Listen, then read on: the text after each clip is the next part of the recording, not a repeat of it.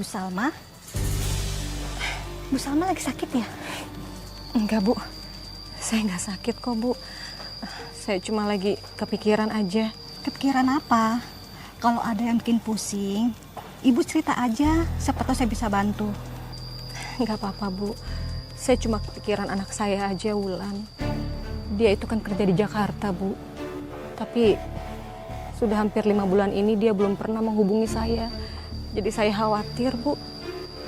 Oh, pantes. Dari tadi saya perhatiin, Ibu ngelamun terus. Begitulah, Bu, kalau saya kepikiran sama anak saya.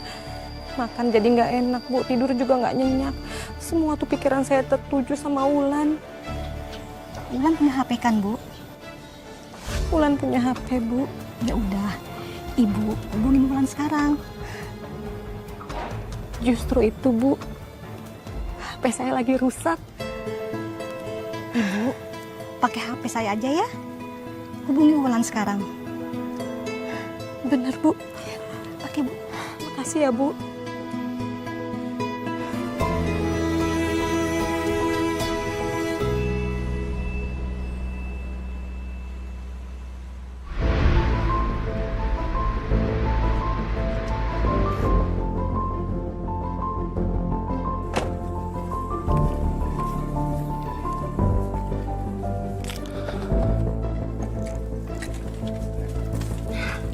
Thank you.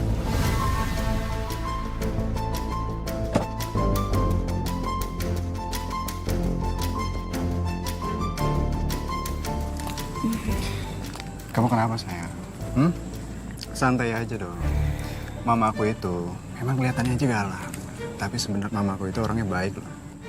Lagi pula, ya, aku yakin banget, mama aku pasti suka sama kamu. Ya, aku harap sih begitu ya.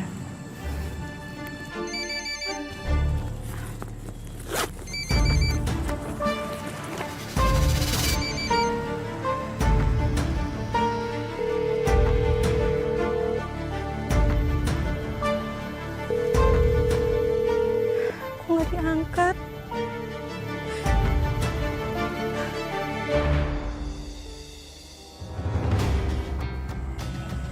Siapa? Kenapa nggak kamu angkat?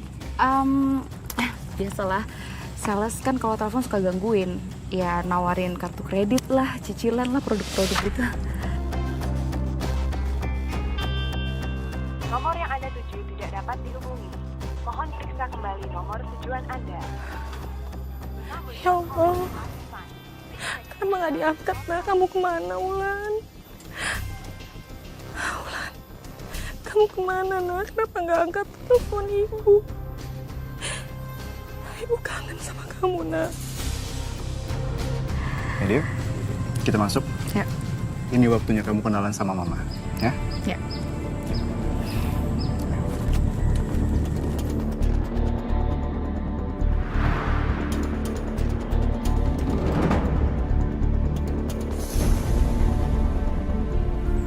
Ma, kenalin.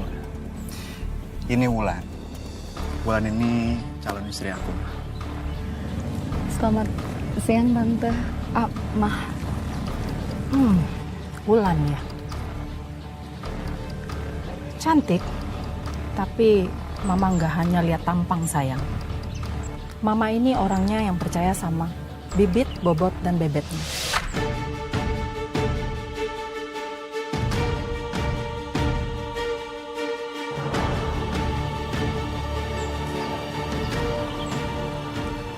Boleh tahu orang tuamu siapa? Dan dia tinggal di mana?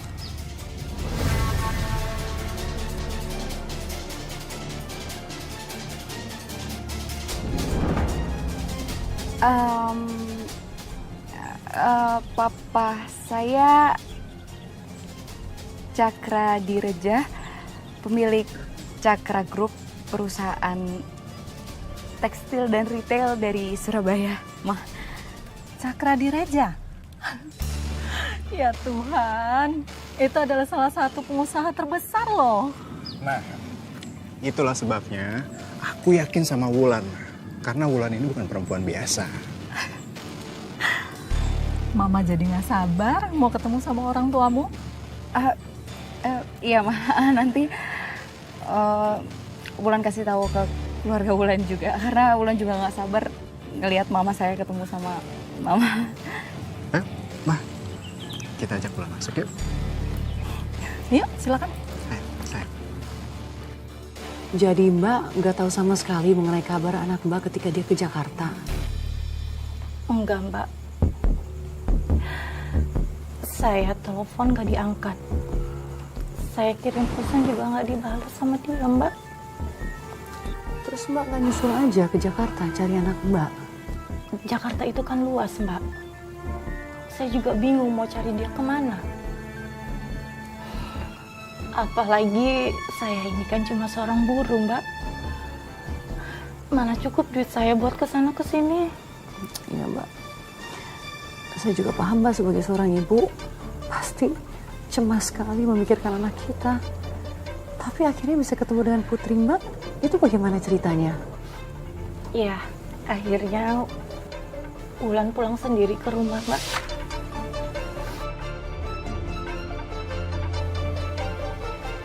Assalamualaikum. Waalaikumsalam. Wulan, Wulan ini kamu nak. Masya Allah, ibu kangen. Nah ini beneran kamu mimpi apa ibu semalam nak kamu datang ke sini nak? Kamu sehat kan? Kamu nggak apa-apa kan nak? Wulan ditipu, Bu. Kamu ditipu? Wulan jadi korban penipuan, Bu. Astagfirullahaladzim, kamu ditipu sama siapa nak? Jadi Wulan sama temen Wulan dipercaya sama perusahaan untuk pegang uang perusahaan, Bu. Tapi ternyata uangnya dipakai sama temen Wulan buat investasi dan ternyata investasinya bodong.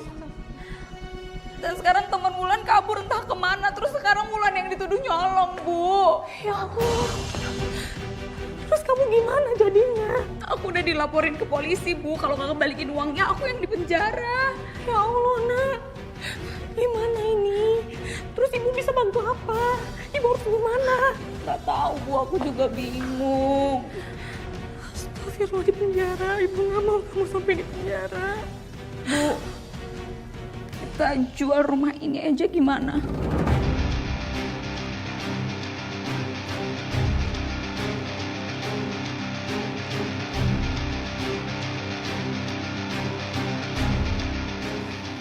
Kalau kita jual rumah ini, ibu mau tinggal di mana? Ya ibu bisa tinggal sama Wulan di Jakarta, Bu. Bu, tolong Wulan, Bu. Wulan bingung. Ibu nggak mau kamu di penjara nak. Ya. Kita akan jual rumah ini. Nanti uangnya kita buat pakai kembaliin perusahaan kamu. Makasih ya, Bu.